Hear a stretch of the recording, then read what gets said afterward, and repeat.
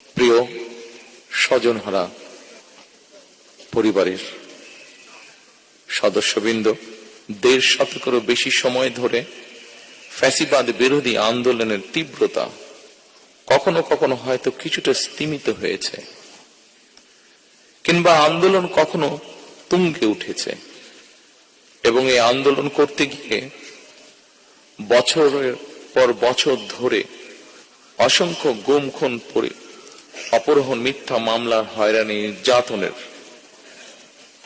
পরও বিএনপির একজন নেতাকর্মীও কিন্তু রাজপথ ছাড়েনি।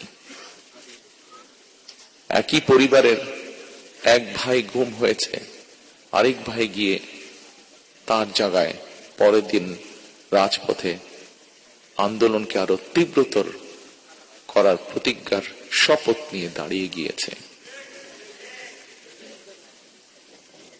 কৌশলের নামে গুপ্ত কিংবা সুপ্ত বেশ ধারণ করেনি বিএনপির কর্মীরা। আমি বিশ্বাস করি, দৃঢ়ভাবে বিশ্বাস করি, যে দলের নেতাকর্মীরা অন্যায়ের বিরুদ্ধে এ ধরনের আপোষহীন ভূমিকা রাখতে পারে, সেই দলের বিরুদ্ধে ষড়যন্ত্র কিংবা অপপ্রচার চালিয়ে কেউ এই দলকে দমন করে রাখতে পারবে না ইনশাআল্লাহ। ফ্যাসিবাদী আমলের নির্যাতনের শিকার আমার সামনে বসা হাজারো প্রিয় মুখ, আপনাদের আত্মত্যাগ, আপনাদের বুক ভরা কষ্ট আমরা যারা আজ পেছনে রয়ে গিয়েছি, আমরা আমাদের সর্বশক্তি দিয়ে চেষ্টা করব যাতে এটি বৃথা না যায় ইনশাআল্লাহ।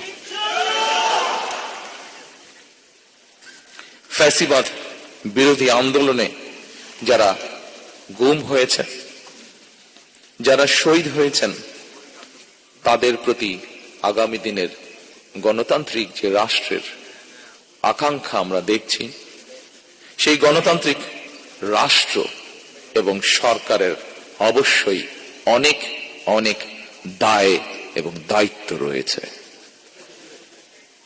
রাষ্ট্র কখনোই আপনাদেরকে ভুলে যেতে পারে না। সকল শহীদদের আত্মত্যাগকে জনমনে স্মরণীয় করে রাখতে আগামী দিনে বিএনপি কিছু পরিকল্পনা গ্রহণ করেছে। যদিও নির্বাচন কমিশনের বাধ্যবাধকতার কারণে এই মুহূর্তে আমি হয়তো বিস্তারিতভাবে সেই পরিকল্পনা আজকের এই অনুষ্ঠানে তুলে ধরতে পারছি না, কিন্তু তারপর বলতে যদিও কষ্ট হচ্ছে যে আমরা দেখেছি নির্বাচনের কমিশনের রিসেন্টলি কিছু বিতর্কিত ভূমিকা বা বিতর্কিত অবস্থান। তারপরেও রাজনৈতিক একটি দায়িত্বশীল রাজনৈতিক দল হিসাবে আমরা ধৈর্যের পরিচয় দিতে চাই।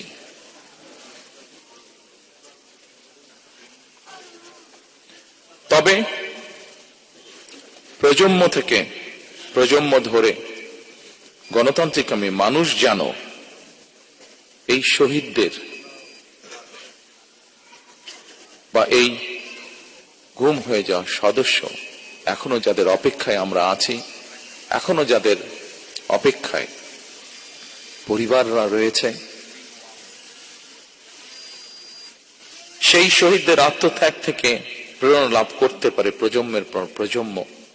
এই কারণে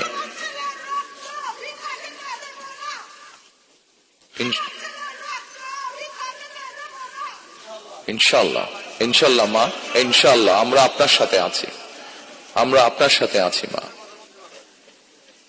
এ কারণেই যা আজ থেকে 1 যুগেরও বেশি সময় আগে আমি বলেছিলাম, আজ আবারও এই স্বজনহারা মানুষগুলোর সামনে আমি তুলে ধরতে চাই। সেটি হলো ইনশাআল্লাহ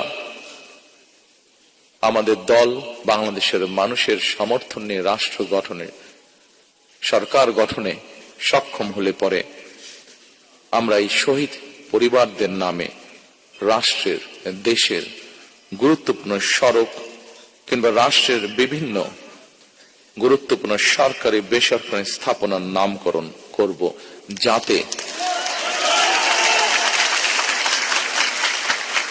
যাতে প্রজন্মের পর প্রজন্ম এই শহীদদেরকে গৌরবের সাথে স্মরণ রাখতে পারে। প্রিয় স্বজনহারা উপস্থিতিবৃন্দ, সাংবাদিক ভাইরা, উপস্থিত নেতৃবৃন্দ, এখানেই শেষ নয়। রাষ্ট্রীয় সহিংসতার শিকার পরিবারগুলোর প্রতি সাধ্য মতন রাষ্ট্রীয় সহায়তা হাত বাড়ানোর প্রয়োজন রয়েছে বলেও আমি ব্যক্তিগতভাবে বিশ্বাস করি। সুতরাং স্বাধীনতা প্রিয়, গণতন্ত্র প্রিয় প্রতিটি মানুষের সামনে জনগণের প্রতি দায়িত্বশীল একটি মানবিক রাষ্ট্র গঠনের সুযোগ আমাদের সামনে এসেছে। কেউ কেউ বিভিন্ন রকম কথা বলে একটি অবস্থা তৈরি করার চেষ্টা করছে, যেখানে এই গণতন্ত্রের পথ যে তৈরি হয়েছে সেটি যাতে বাধাগ্রস্ত হয়। আমি অনুরোধ করব আপনারা, এবং আমি অনুরোধ করব বাংলাদেশের দলমত নির্বিশেষে প্রতিটি মানুষ যারা গণতন্ত্রে বিশ্বাস করেন,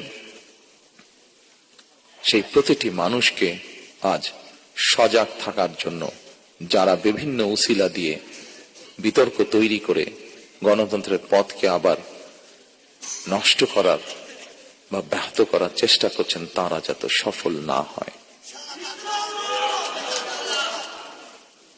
প্রিয় স্বজনরা, উপস্থিতিবৃন্দ, এবার যদি আমরা একটি দায়িত্বশীল গণতান্ত্রিক রাষ্ট্র এবং সরকার গঠনের সুযোগ হাতছাড়া করি, তাহলে গণতান্ত্রিক আন্দোলনের আমাদের যে শহীদ,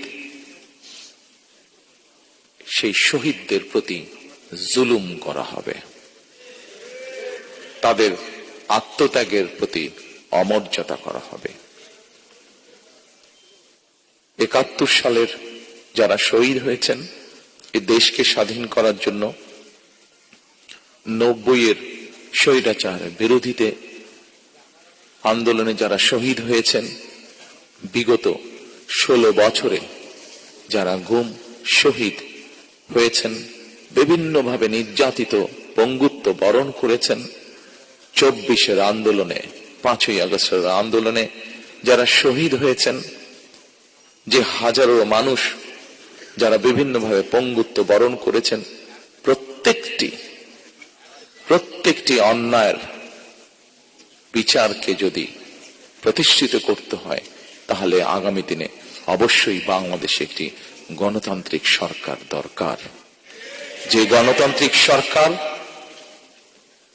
আপনারা যারা আজকে সামনে বসে আছেন, এখানে উপস্থিত হয়েছেন শত কষ্ট বুকে নিয়ে, এই মানুষগুলো যাতে ন্যায় বিচার পেতে পারে, দেশের আইনের দৃষ্টিতে আইন অনুযায়ী যাতে ন্যায় বিচার পেতে পারে, তার একটি মাত্র উপায় হচ্ছে, সেই ন্যায় বিচারকে নিশ্চিত করার একটি মাত্র উপায় হচ্ছে বাংলাদেশে আগামী দিনে অবশ্যই একটি গণতান্ত্রিক সরকার প্রতিষ্ঠিত করতে হবে। যেই সরকার জনগণের আকাঙ্ক্ষা পূরণে কাজ করবে, যেই সরকার মানুষের যারা নির্যাতিত হয়েছে, অত্যাচারিত হয়েছে, তাদের প্রতি ন্যায় বিচার করবে। আসুন আমরা আজকে সেই শপথ গ্রহণ করি, আমরা আজকে সেই প্রত্যাশা করি।